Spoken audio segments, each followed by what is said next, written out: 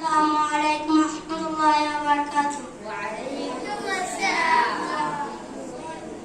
عن أبي هريرة رضي الله عنه قال قال رسول الله صلى الله عليه وسلم إن لله تعالى 99 اسما من أحصاها دخل الجنة. হাদিস শরীফের অর্থ হযরত আবু হুরায়রা রাদিয়াল্লাহু আনহু থেকে বর্ণিত। তিনি বলেন যে রাসূলুল্লাহ সাল্লাল্লাহু আলাইহি ওয়াসাল্লাম বলেছেন, আল্লাহ তাআলার 99টি নাম আছে, যে উহা মুখস্থ করিবে সে জান্নাতে প্রবেশ করিবে।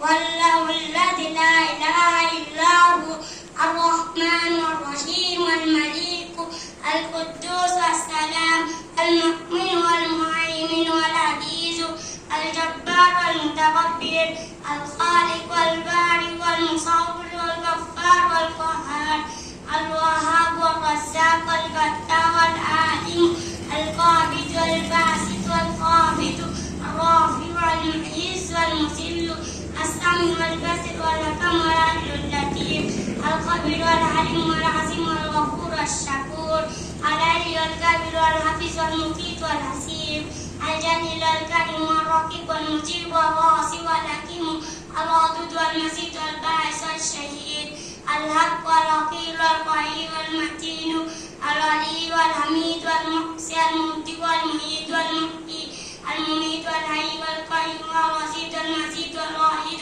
الأحد الصمد القدير والمقتدر المقدم والمؤخر والأول والآخر والظاهر الباطن والوالي المطالع البر والتواب المنتقم والعفو والرؤوف والمالك الملك ذو الجلال والإكرام المقصد السامي والغني المغني المانع والضر النافع والنور والهادي البادي الباقي الوارث الرشيد الصبور.